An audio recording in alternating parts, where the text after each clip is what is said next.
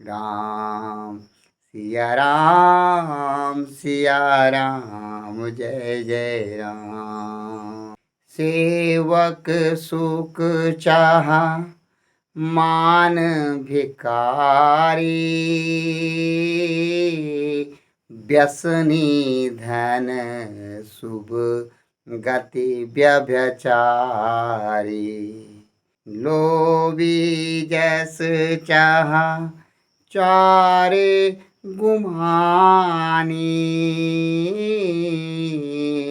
नव दुहि दूध चहत यह प्राणी।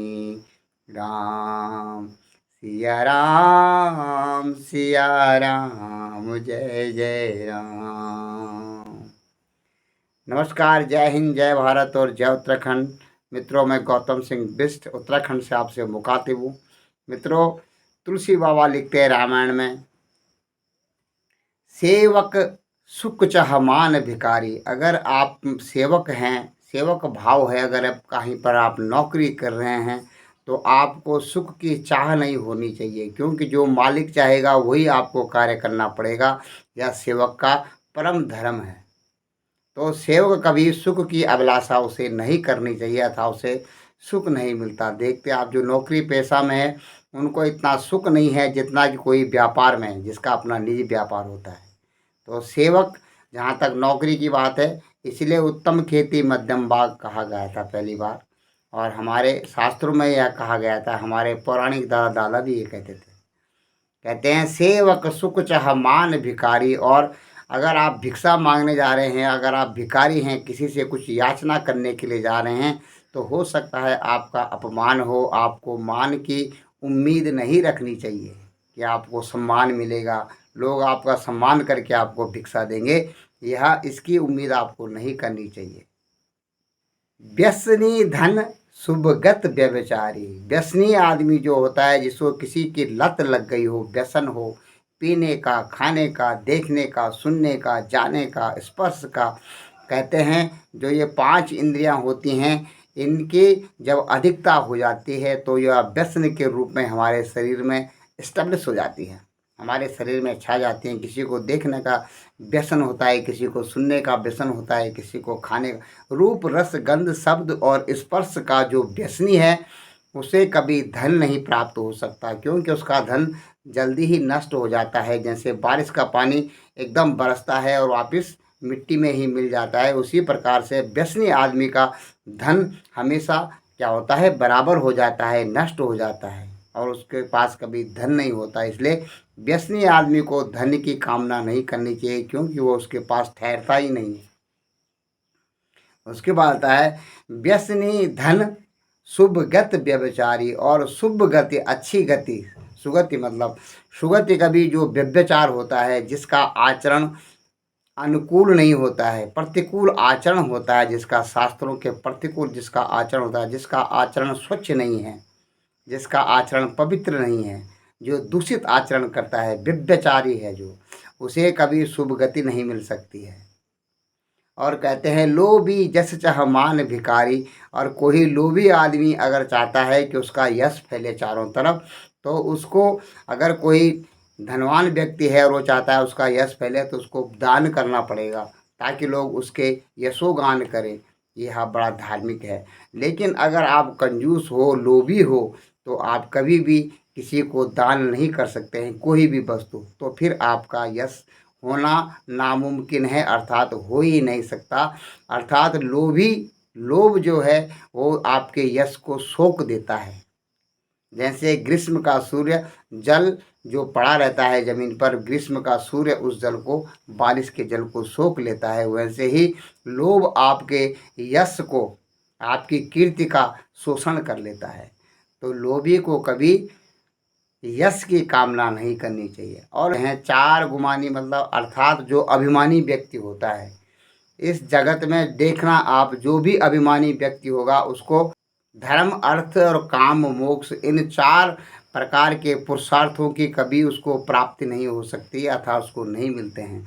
आप बचपन में भी देखते हैं, जो बच्चा घमंडी होता है उसको बुजुर्ग लोग समझ लेते हैं इसका जीवन बड़ा कठिन होगा, क्योंकि यह इसके अंदर अभिमान है, घमंड है, किसी को नम्रता इसके अंदर नहीं है, इसके अंदर कोई भी चीज़ ठहरेगी नहीं। बुजुर्ग इसकी भविष्यवाणी पहले ही कर देते हैं। तो यह रामायण हमको छोटे छोटे प्रसंगों से इस प्रकार की शिक्षा देती है। जैसे तुलसी बाबा ने लिखा है, और इसी को मैं आपके सामने इसकी पुनरावृत्ति इसलिए कर रहा हूँ कि यह इस प्रकार का है। अगर आप सेवक हैं तो आपको सुख की कामना नहीं करनी चाहिए, क्योंकि सेवक को कभी सुख नहीं मिलता है, सुख स्वामी को मिलता है।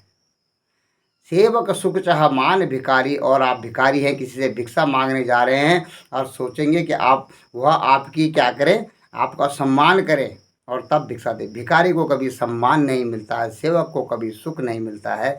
यह बात तुलसी बाबा रामायण में लिख गए हैं और कहते हैं,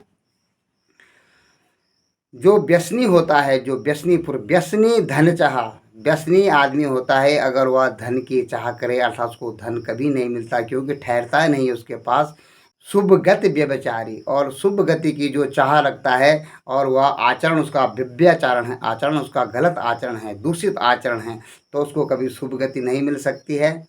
और कहते हैं लोभी यश चाह, लोभी को कभी यश नहीं मिलता है। और चार गुमानी मतलब चार प्रकार के धर्म, अर्थ, काम और मोक्ष। कोई घमंडी आदमी इनकी कल्पना करे कि यह मेरे को मिल सकते हैं, तो नभ दुहि दूध चाहत यह प्राणी। जैसे कि आकाश को धोकर कोई दूध निकालना चाहिए, वो नहीं हो सकता है, असंभव है, कभी हो ही नहीं सकता है, क्योंकि बिगर गाय के आपको दूध नहीं मिल सकता है। आकाश को कभी आप धोकर दूध नहीं निकाल सकते हैं। और इसलिए तुलसी बाबा कहते हैं कि रामायण में बहुत सारे ऐसे प्रसंग तुलसी बाबा ने लिखे हैं। 4 प्रकार के सूल तुलसी बाबा ने कहे हैं। सेवक सट नृप कृपन कुनारी, कपटी मित्र सूल समचारी। सेवक सट, अगर आपका सेवक है और वह मूर्ख है तो वह आपको नाना प्रकार के दुख देगा। सेवक सट नृप कृपन, अगर वह राजा है, आपका स्वामी है, किसी प्रदेश का भी कोई अगर मंत्री है बड़ा, और वह कृपन है, कंजूस है, तो वह कभी आप इसके पैसे को कभी जनता के हित में खर्च नहीं करेगा, वह अपनी तिजोरी को ही भरता रहेगा। क्योंकि नृप कृपन नहीं होना चाहिए, सेवक मूर्ख नहीं होना चाहिए। रामायण कहती है सेवक सट नृप कृपन कुनारी, और नारी कुनारी नहीं होनी चाहिए। नारी तो ठीक है, लेकिन कुनारी अगर होगी, कुनारी बोलते हैं दुष्ट नारी, जिसका आचरण सही नहीं है, कृपन कुनारी। और आखिरी में आता है कपटी मित्र, अगर आपका मित्र कपट भरा है, कपटी इंसान है, तो वह आप ये चारों आदमी आपको सूल के समय आपके हृदय में दर्द पैदा करते रहते हैं, सूल के समय चुभते रहते हैं, अर्थात आपको अपने जीवन में पीड़ा देते हैं। तो रामायण के छोटे छोटे प्रसंगों से आप और हम इनकी चर्चा करते रहते हैं। और मित्रों, मैं उत्तराखंड के हिलांसी यूट्यूब चैनल से आपसे मुखातिब हूँ। आप सब मित्र सराहते भी हैं, आज के लिए मैं आपका वंदन नमन करता हूँ। आपको अच्छा लगे तो ज़रूर चैनल में आकर के अपनी उपस्थिति दर्ज कराएं। और हो सकता है कि मुद अबोध से बहुत सारी गलतियाँ हो सकती हैं। सर्वांग सुंदर कोई नहीं होता, सर्व ज्ञान संपन्न कोई नहीं होता एक ईश्वर के अलावा। हो सकता है छोटी छोटी बातों को आपसे भी सीखने का मुझे मौका मिले, तो ज़रूर कमेंट्स करके, लाइक करके, सब्सक्राइब करके और हमारे ज्ञान की भी वृद्धि कीजिएगा, क्योंकि ज्ञान चहुँ दिशाओं में बढ़ने वाला चीज़ है। ठीक है, सरस्वती भंडार की बड़ी अनोखी बात, जो जो खर्चे त्यों त्यों बढ़े, बिन खर्चे घट जात। अगर हम और आप अपने ज्ञान का खर्च करेंगे, किसी सामने उसको परोसेंगे, तो वह बढ़ेगा। और अगर आप उसको छुपा करके 7 तालों में बंद रखेंगे किसी ज्ञान को, तो आपके मौत के साथ ही वह ख़त्म हो जाएगा, साथ ही वह आपके अंतर्मन में भी धीरे धीरे करके समाप्त हो जाएगा। नमस्कार, जय हिंद, जय भारत, जय उत्तराखंड।